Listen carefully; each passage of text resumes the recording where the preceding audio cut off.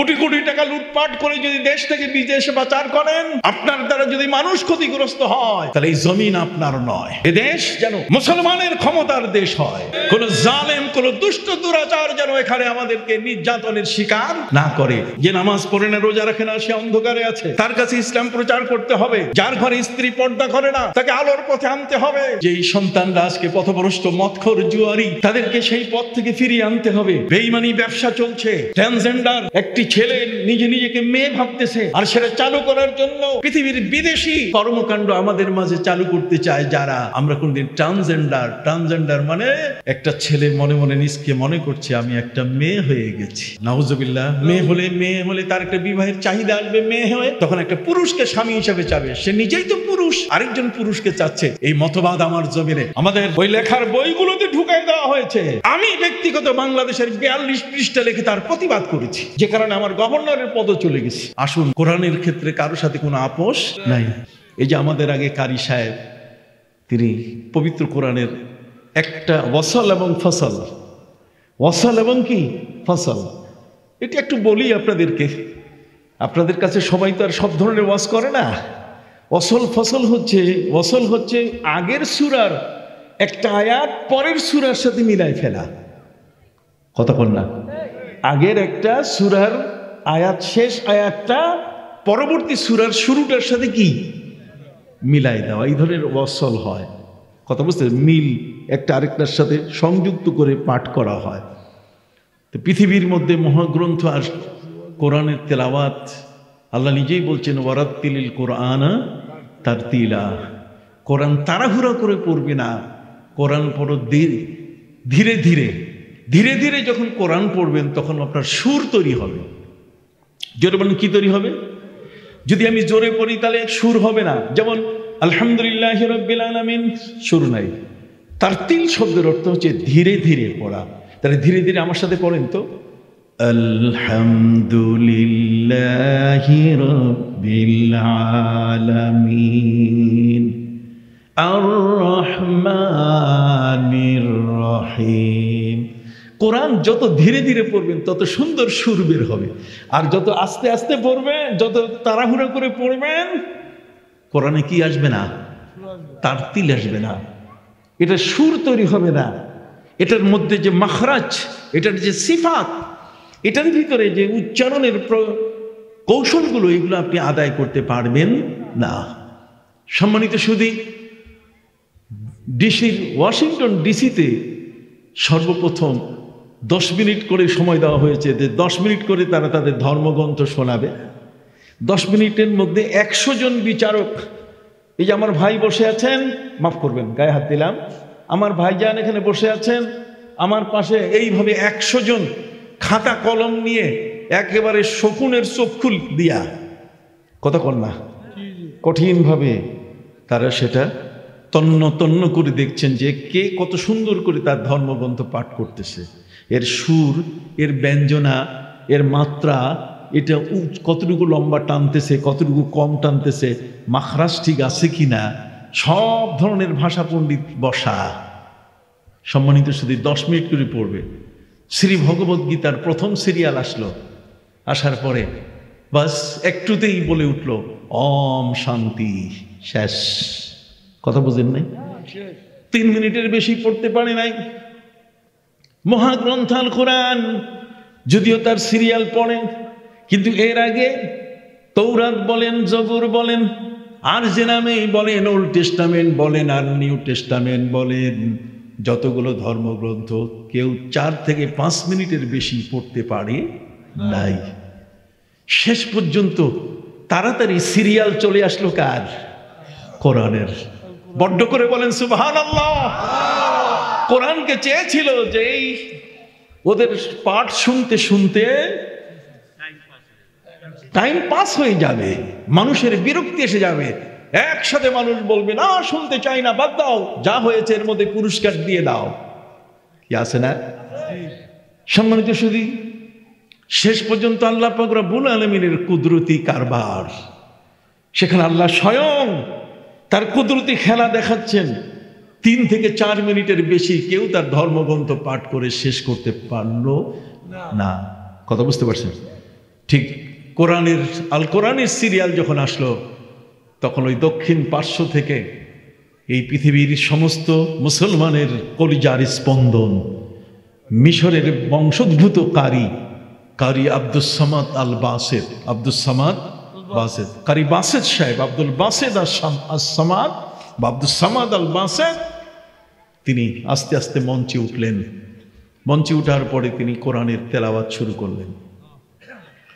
আউযুবিল্লাহ এবং বিসমিল্লাহ পড়ার যে কত কৌশল তার শেষ নাই। কতক্ষণ দেখেন, আমি সূরা ফাতিহা আপনাদের কাছে পড়বো, আমাকে ইমাম রাখা যাবে কিনা?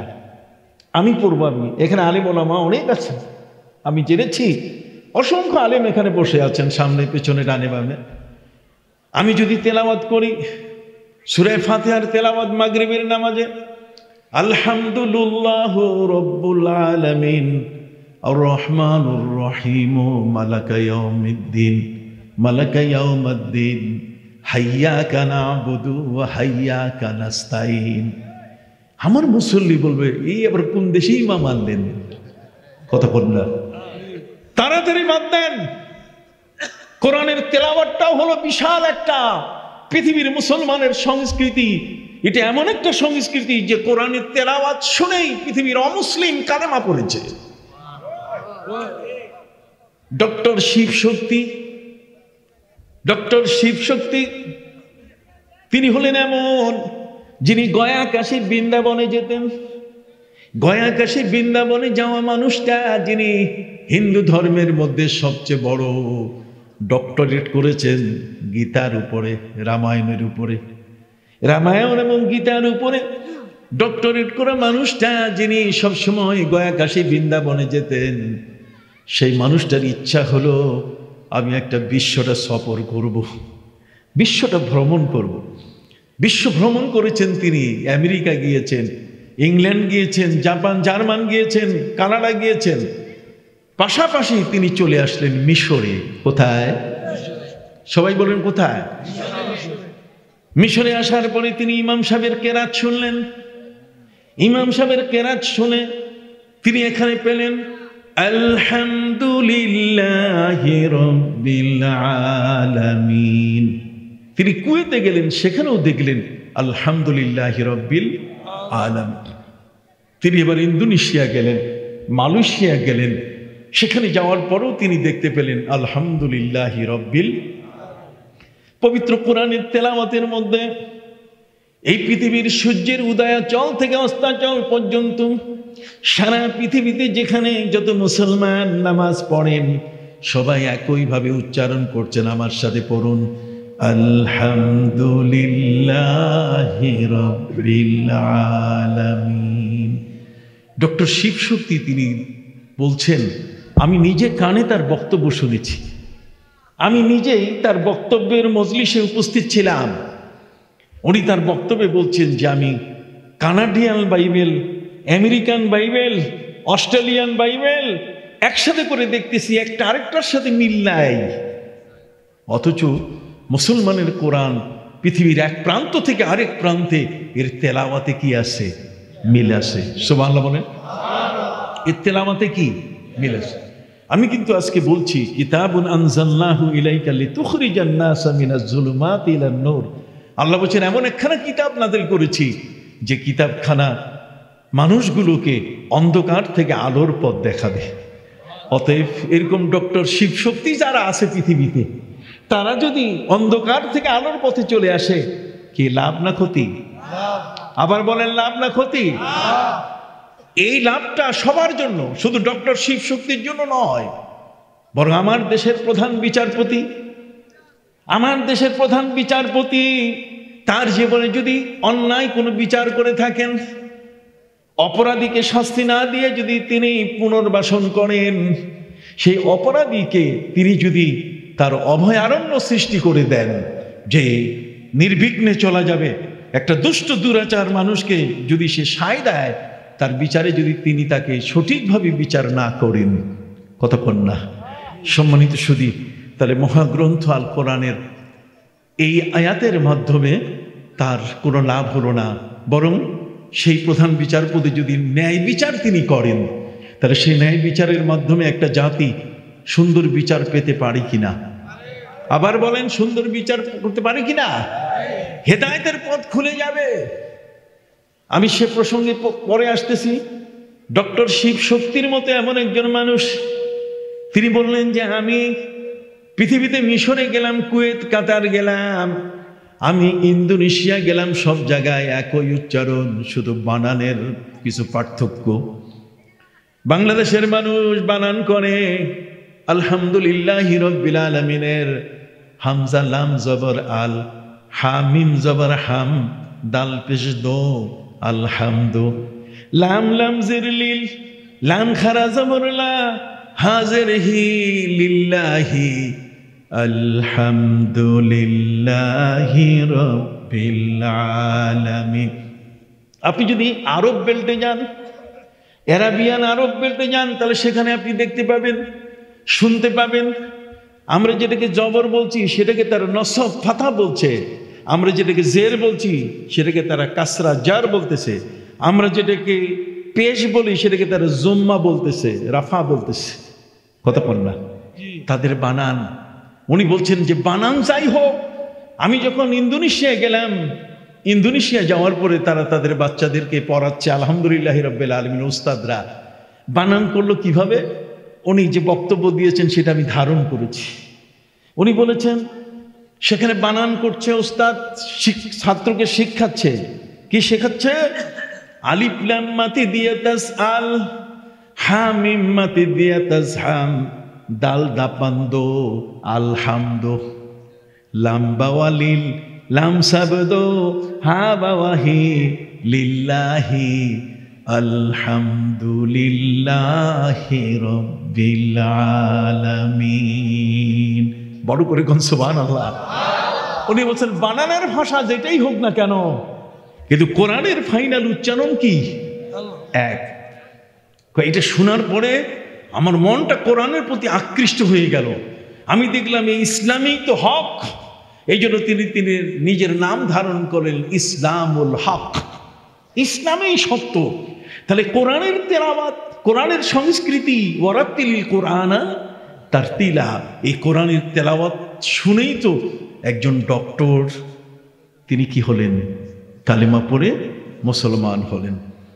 কিতাবুন আনজালনাহু ইলাইকা লিতুখরিজান নাস, লিতুখরিজান নাস মিনাজ যুলুমাতি ইলান নূর। সুবহানাল্লাহ বলেন।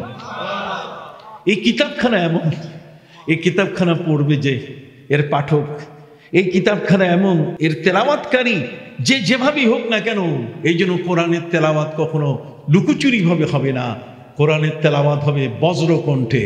সুবহানাল্লাহ। কোরআন জোরে পড়তে হবে, তেলাওয়াত করতে হবে, আল্লাহর পক্ষ থেকে সাকিনা আসা শুরু করবে। আরো বলে সুবহানাল্লাহ। ভাইরা আমার, ডক্টর শিব শক্তি যেমন কোরআনের তেলাওয়াত শ্রবণ করে তিনি মুসলমান হয়েছেন, ওই ওয়াশিংটন ডিসিতে সেখানে কোরআন পড়ার জন্য বিভিন্ন ধর্মগ্রন্থের পাঠকরা যার যার তাদের ধর্মগ্রন্থ পাঠ করলো, সবাই 3 থেকে 4 মিনিটের বেশি যায় নাই, মুসলমানের লাস্ট চান্স চলে আসলো। কারি আব্দুল বাসেত তিনি দাঁড়িয়ে গেলেন, বিসমিল্লাহির রহমানির রহিম, আউযুবিল্লাহ, বিসমিল্লাহর মধ্যে তার 5 মিনিট শেষ। মানে কত ভাবে যে আউযুবিল্লাহ পড়া যায়, কতভাবে বিসমিল্লাহ পড়া যায়। আপনারা সাধারণ মানুষ, আপনারা কখনো এটা শুনেছেন কিনা আমার জানা নাই।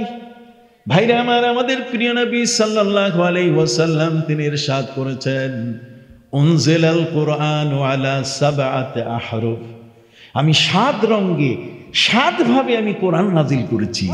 অতএব পবিত্র কোরআনের প্রতিটি আয়াতের তেলাওয়াতের মধ্যে এক এক ধরন আছে, একবারে একরকম, আরেকবারে কি আরেক রকম। সুবহানাল্লাহ বলেন। তাহলে 7 ভাবে কোরআনের তেলাওয়াত করা যায়। এই জন্য 7 কারি, 14 রাবি, কথা বল না, কেরাতের পড়ার পঠনের এর ভঙ্গিমা হলো কয়টা? 7টা। জোরে বলেন কয়টা? আপনি না বললে তো আমি মনে করবো যে তাহলে বুঝতেছেন কিনা। কোরআন তেলাওয়াত করা, কোরআন পাঠ করার ভঙ্গিমা কয়টা? তাহলে 7 ভাবে যদি কোরআনের কোন আয়াত পাঠ করেন কেউ, তাহলে সময় লাগবে কি না? কারি আব্দুল বাসিত তার তিলের সাথে কোরআন তেলাওয়াত করতে গিয়ে তিনি সেখানে যখন এই 7 কারি 14 রাবির বিধান অনুসরণ করে যখন তেলাওয়াত শুরু করলেন, আউযু বিল্লাহ এবং বিসমিল্লাহ, তাআব্বুজ এবং তাসমিয়া, এই দুটো তেলাওয়াত করতে গিয়ে তার 5 মিনিট শেষ হয়ে গেল। উপস্থিত মজলিসে হাজার হাজার মানুষ, দর্শকরা ওয়াশিংটন ডিসিতে ভর্তি। আজকে প্রতিযোগিতা হচ্ছে ধর্মগ্রন্থের, কোন ধর্মগ্রন্থের পাঠক কত সুন্দর করে পড়তে পারে। 100 জন বিচারক তারা কলম নিয়ে বসে আছেন যে একটু ভুল হলেই সাথে সাথে কি নম্বর কাটা যাবে। 10 মিনিটের বেশি যদি কেউ পড়ে তাহলে অর্ধেক নম্বর কাটা পড়ে যাবে। 10 মিনিটের বেশি পড়লেই অর্ধেক নম্বর কি কাটা যাবে। কারি আব্দুস সামাদ আব্দুল বাসেত তিনি যখন দাঁড়িয়ে গেলেন তেলাওয়াত করতে গিয়ে 5 মিনিট আউযু বিল্লাহ বিসমিল্লাহতে শেষ করার কারণে সবাই তালি দেওয়া শুরু করেছে যে সময় নষ্ট করে ফেললেন তিনি। কারণ আউযু বিল্লাহ বিসমিল্লাহ এটা ম্যাটার না, এটা সাবজেক্ট না, সাবজেক্ট হচ্ছে এর পরে। আউযু বিল্লাহ বিসমিল্লাহর পরে তারপর তো কোরআনের আয়াত পড়বেন উনি এমনি নষ্ট করছেন 5 মিনিটের সময়। কাজে হাতে আছে কত? 5 মিনিট। 5 মিনিট তো এমনি এ আ উ করতেই ওনার চলে যাবে। কাজে উনি আজকে বিজয়ী হতে পারবেন না। আল্লাহু আকবার বলেন। সম্মানিত সুধী, কারি আব্দুল বাসিত যখন তেলাওয়াত শুরু করলেন, তেলাওয়াতের মধ্যে আউযু বিল্লাহ বিসমিল্লাহ পড়ে সূরা তাহা থেকে তিনি পড়া শুরু করলেন। তাহা মা আনজালনা আলাইকাল কুরআনা লিতাশকা ইল্লা তাযকিরাতাল লিমান ইয়াখশা। তেলাওয়াত শুরু হয়ে গেল। আউযু বিল্লাহ বিসমিল্লাহর পরে 5 মিনিট সময় আছে। 10 মিনিটের মাথায় আস্তে করে ঘন্টা বেজে উঠবে, লাল বাতি পিক পিক করে জ্বলে উঠবে। সম্মানিত শুধু 10 মিনিট পার হয়ে যাচ্ছে। 100 জন বিচারক যার হাতে ঘন্টা আছে, 10 মিনিট পার হলে সে ঘন্টা বাজাই দিয়ে দিবে, লাল বাতি পিক পিক করে জ্বলে উঠবে যাতে তিনি আগাতে না পারেন। কিন্তু সম্মানিত শুধু 10 মিনিট পার, 15 মিনিট পার হচ্ছে, তেলাওয়াতে কোনো খবর নাই। 20 মিনিট পার হচ্ছে, কোনো খবর নাই। 30 মিনিট পার হয়ে গেল, কোনো খবর নাই। 40 মিনিট, 50 মিনিট, 60 মিনিট, 1 ঘন্টা তেলাওয়াত শেষ করে যখন তিনি সাদাকাল্লাহ পড়া শুরু করলেন, তখন ওই মজলিসের 100 জন বিচারক দাঁড়িয়ে বলছে, না আপনি বন্ধ করবেন না, পড়তেই থাকেন, পড়তেই থাকেন, পড়তেই থাকেন। সম্মানিত সুধী, মহাগ্রন্থ আল কোরআনের তেলাওয়াত এমন যে তেলাওয়াত এটা পৃথিবীর যে কোনো প্রান্তে জগতের মধ্যে কেউ যদি কখনো শুনে তাহলে তার ঘুম আসবে না। কোরআনের তেলাওয়াত যদি তেলাওয়াতের মতো হয়। আমাদের প্রিয় নবী সাল্লাল্লাহু আলাইহি ওয়াসাল্লামের কাছে একদল সাহাবা ইকরাম বললেন, ইয়া রাসূলুল্লাহ, ইয়া হাবিবাল্লাহ, আমরা বিদেশে গিয়েছিলাম, বহু দূরে গিয়েছিলাম, যে জায়গাটিতে আমরা গেলাম সেই জায়গার মানুষগুলো এমন যারা আমাদেরকে চিনে না। সন্ধ্যা হয়ে গেছে, তারা আমাদের কাউকে তাদের বাড়িতে জায়গা দিল না। নবীজি, আমাদের তো মুসলমানের একটা বিশাল নিয়ম, সেটা যে মুসলমান যেখানে যাবে সেটাই তার ভূমি। আল্লামা ইকবাল তিনি কি সুন্দর করে বলেছেন, কি চমৎকার করে বলেছেন, এই জগতের মধ্যে এমন কোনো দেশ নাই। চীন আরব হামারা, হিন্দুস্তান হামারা, चीन अरब हमारा, हिंदुस्तान हमारा, हम मुस्लिम हैं, सारी दुनिया है हमारा। চীন, আরব আর আফগানিস্তান এটাই আমাদের নয়, বরং সূর্যের উদয়াচল থেকে অস্তাচল পর্যন্ত মাশারিকুল আরদে মাগারিবুহা, পৃথিবীর পূর্ব দিগন্ত থেকে পশ্চিম দিগন্ত পর্যন্ত দুনিয়ার সবটাই মুসলমানের।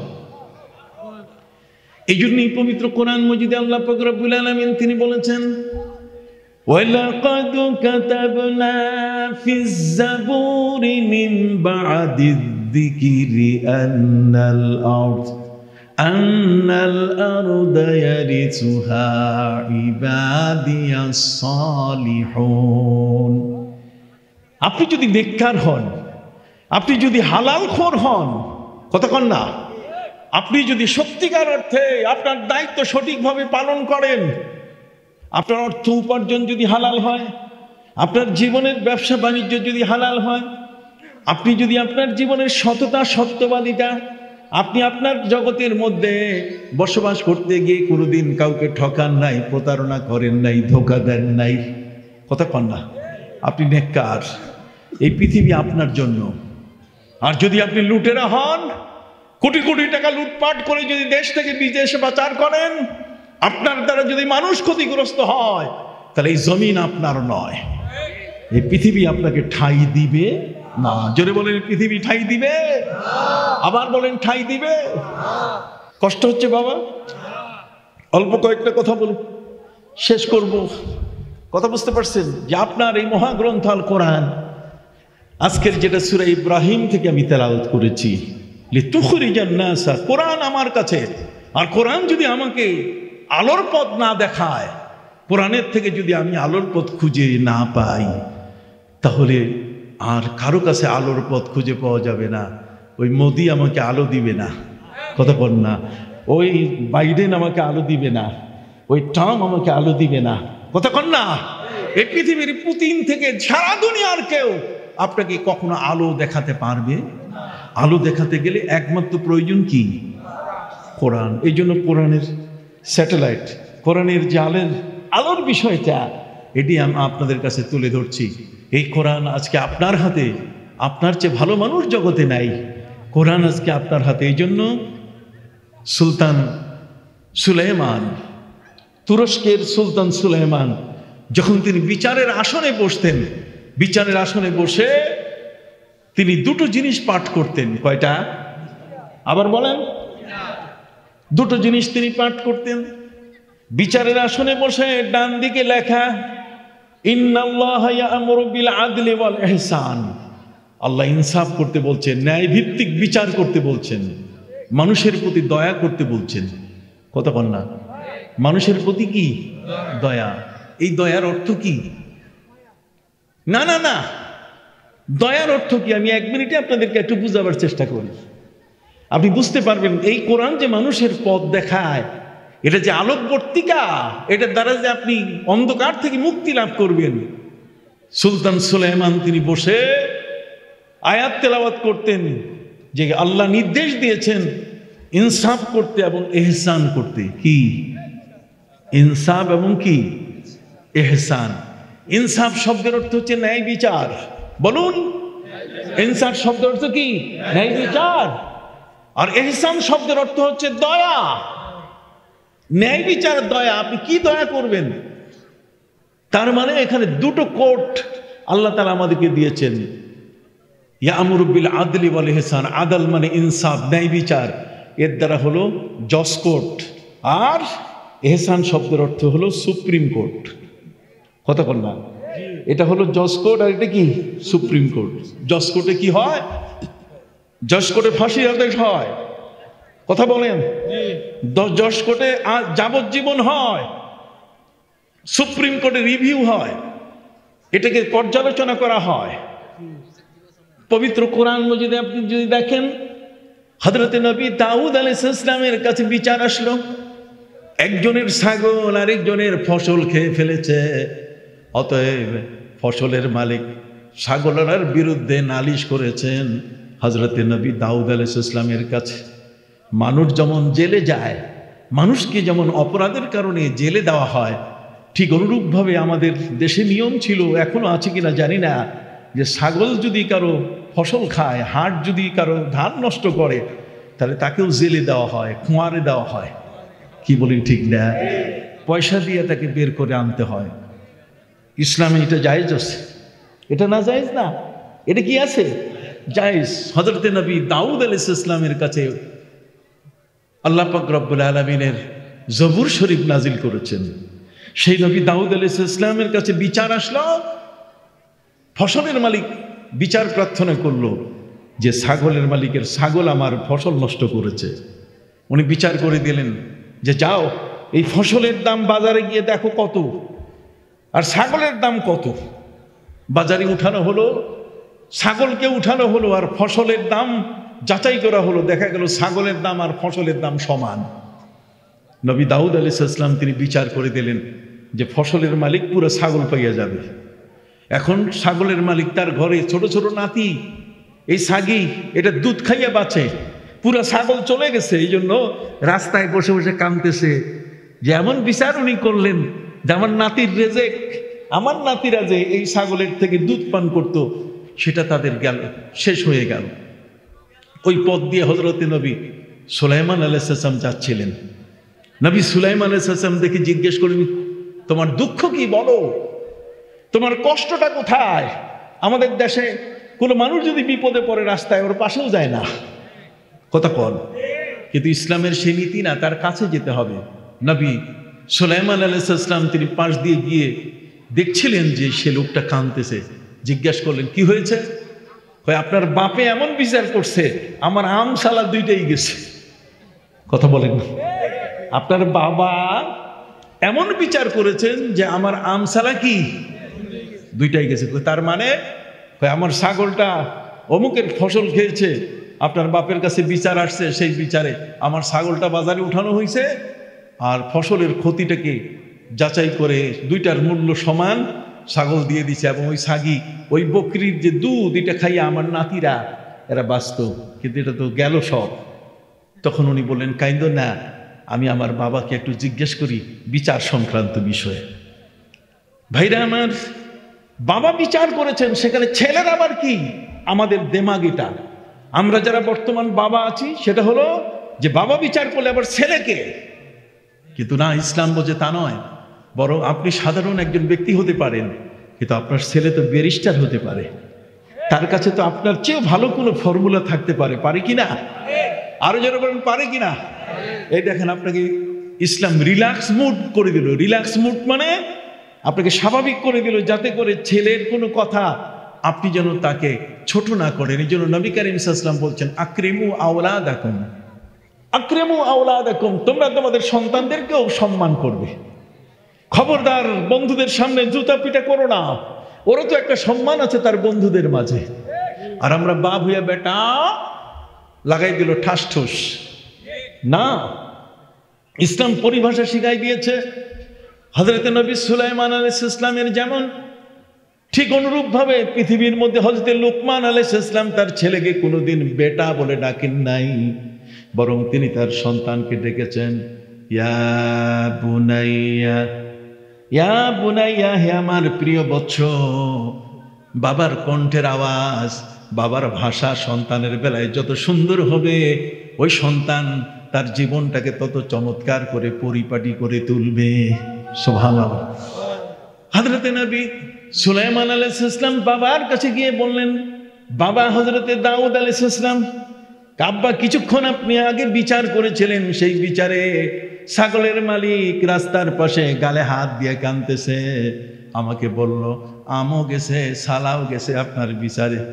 বাবা আপনি যদি আমাকে অনুমতি দেন তাহলে আমি বিচারটা একটু করি। তাহলে জজকোর্টের বিচার হয়ে গেছে, হযরতে দাউদ আলাইহিস সালাম জজকোর্টের বিচার করছেন। এখন সুপ্রিম কোর্টের বিচার হাতে নিলেন নবী সুলাইমান আলাইহিস সালাম। এই কোরআন পড়া না থাকার কারণে আজকে বিচারকরা বিচারে ভুল করে, কথা কন। জজকোর্টে একজন লোককে সাধারণ শাস্তি দেওয়া হয় অথবা তার স্বাভাবিক শাস্তির ব্যবস্থা, আর যখন চলে যায় সুপ্রিম কোর্টে তখন তার ফাঁসি দেওয়া হয় অন্যায়ভাবে অবিচার করে, কথা কন। সুপ্রিম কোর্ট হচ্ছে দয়ার কোর্ট, ইহসান। সুপ্রিম কোর্ট হচ্ছে মানুষের প্রতি দয়া করার একটা কোর্ট, যাতে কোনোভাবেই একটা লোককে বাঁচাই দেওয়া যায় কি না। আপনি আসেন, ইসলাম যে মানুষকে বাঁচায় তার একটা উদাহরণ দিব। আপনি মাইন্ড করবেন না, জ্ঞানটা সাথে নিয়ে যাবেন। কিছু বুঝার থাকলে আমার টেলিফোন নম্বর আছে, ইমাম সাহেবের কাছে আমার সাথে কথা বলবেন, সমালোচনা নয়। আপনি দেখেন, কেউ যদি কাউকে মেরে ফেলে তাহলে মেরে ফেললে তার কেসাস নিতে হবে। কথা বুঝতে পারছেন? কি নিতে হবে? কেসাস, মানে কল্লার বদলে কি কল্লা। কেউ যদি কাউকে মেরে ফেলে তাকেও মেরে ফেলতে হবে। হত্যার বদলে কি হত্যা। এখন হত্যা, একজন লোক আরেকজনকে হত্যা করে ফেলেছে, হত্যা করে ফেললে এখন এই নিহত ব্যক্তির ওয়ারিস যারা, তাদের পাওয়ার এত বড়, এই লোকটার এখন ফাঁসি হবে। যে লোকটা নিহত হয়েছে, মারা গেছে, সেই মারা যাওয়ার বিধান হচ্ছে যেহেতু তাকে মেরে ফেলা হয়েছে, কাজে যে লোকটা তাকে হত্যা করছে তাকে মেরে ফেলা। কিন্তু সেখানে ইসলাম বলে দিয়েছে যে খবরদার, এই যে নিহত ব্যক্তির পরিবারের মধ্যে জিজ্ঞাসা করতে হবে যে তোমরা কি চাও, হত্যা চাও না মাফ করে দিবা। আল্লাহর বিধানে কিন্তু কি তার কেসাস। আল্লাহর বিধান হচ্ছে তাকে মেরে ফেলা, যেহেতু সে হত্যা করেছে। মান কাতালা নাফসান বিগাইরি নাফসিন আও ফাসাদিন ফিল আরদ ফাকান্নামা কাতালান নাসা জামিয়া। তাহলে একটা অপশন রেখে দিয়েছেন। অপশন শব্দের অর্থ হচ্ছে যে তার ওয়ারিসরা যদি চায় তাহলে ক্ষমা করে দিতে পারে। জোরে বলেন, ওয়ারিসরা চাইলে কি? তাহলে বিধান হচ্ছে কল্লা কাটা, হত্যার বদলে হত্যা। কিন্তু তার ওয়ারিস যদি ক্ষমা করে দেয় তাহলে আল্লাহ তাআলা সেখানে একটু অপশন রেখে দিয়েছেন, তার মানে ক্ষমা পাওয়ারও কি আছে, সুযোগ আছে। কথা বুঝতে পারছেন? শুধু তাই নয়, বরং জেনার মতো এত বড় অপরাধ একটা, সেই অপরাধের মধ্যে আল্লাহ পাক রব্বুল আলামিন সাক্ষী রাখছেন কয়জন? 3 জন না 4 জন। কয়জন? 4 জন সাক্ষী। এই 4 জন সাক্ষী, 4 জনে দেখবে লোকটা জেনা করতেছে, কিন্তু 4 জন জেনা দেখতেছে, এটা অসম্ভব ব্যাপার, এটা খুঁজে পাওয়া মুশকিল। কথা বল না, এই অপরাধের মধ্যে 4 জনে সাক্ষী হওয়া কি কঠিন ব্যাপার। কথা বুঝতে পারছেন? তার মানে আল্লাহ তাআলা ওই জীবনটার প্রতি মায়া রেখে শর্ত দিয়েছেন কয়টা? 4টা। চতুর্থ জন পর্যন্ত আসতেই তার আগেই তাদের কাজ কি শেষ। কথা বুঝতে পারছেন? তাহলে এখানে জীবনেরও কিন্তু মায়া আল্লাহ করেন। আপনার জীবনটাকে আল্লাহ তাআলা নিরাপত্তাও দান করেছেন। সেক্ষেত্রে আপনাদের খেদমতে বলতে চাই, হযরত নবী সুলাইমান আলাইহিস সালাম তিনি বাবার কাছে বলেন, বাবা আপনি তো বিচার করছেন, এই বিচারটা যদি আমি একটু করি, আমাকে একটু যদি ভাববার সুযোগ দেন। নবী দাউদ আলাইহিস সালাম তিনি বললেন, থ্যাংক ইউ, ধন্যবাদ, আমার ছেলে আমার বিচার এটাকে পর্যালোচনা করতে চায়, আমার বিচারটাকে সে রিভিউ করতে চায়, আমার বিচারের ভিতরে কোনো রকম ভাবে আরো কিছু সুন্দর কিছু পথ তৈরি করা যায় কি না।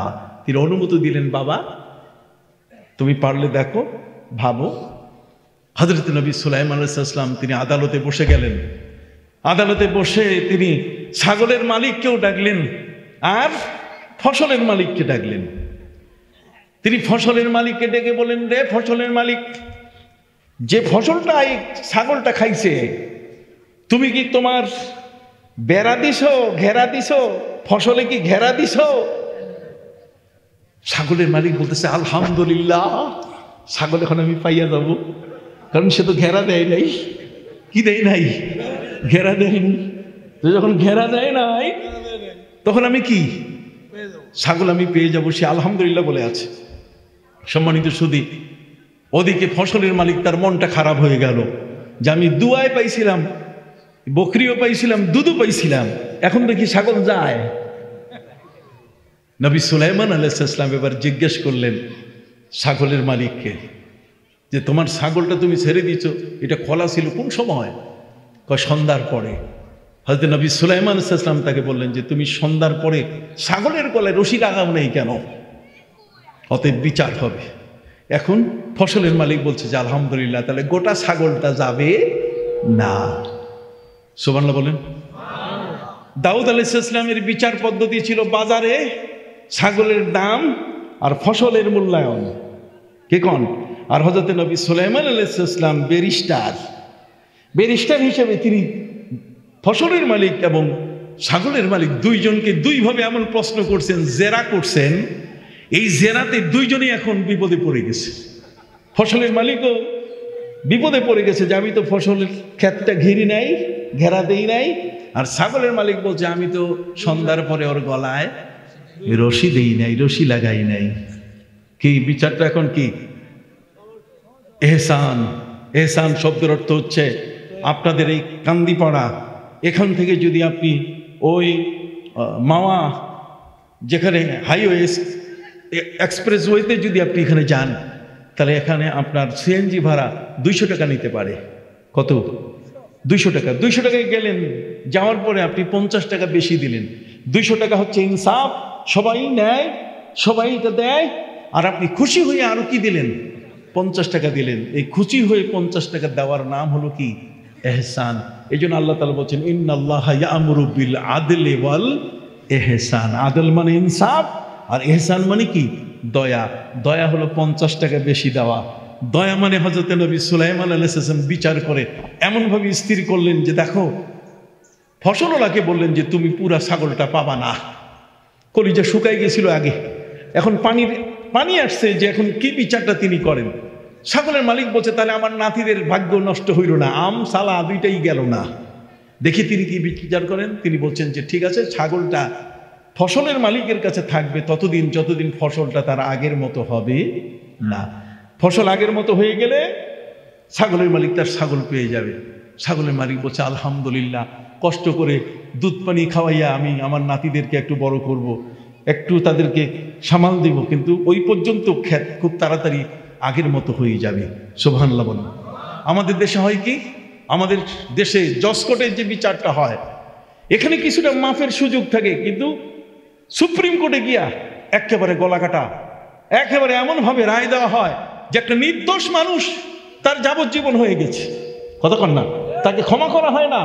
একটা নির্দোষ মানুষকে তার ফাঁসিটাকে বহাল করা হয়, অথচ উচিত ছিল সেটাকে আরো বেশি পর্যালোচনা করে কোনো মতে আসামিটার শাস্তিটা লাঘব করা যায় কি। এটার নাম এহসান। এহসান মানে লাঘব করা। এহসান মানে কি? আবার বলেন, এহসান মানে কি? লাঘব করা। হুজুর এসে গেছে, বোধহয় আমার সময় শেষ, 12টা বেজে গেছে। আমি তো ঘটনা কইতে থাকলে আপনি সারাদিন সারা রাত চলতেই থাকবে। আবার তেলাওয়াত করে আপনাদেরকে শোনাচ্ছি। আলিফ লাম রা কিতাবুন আনজালনাহু ইলাইকা লিতুখরিজান নাস মিনাজ যুলুমাতি ইলান নূর।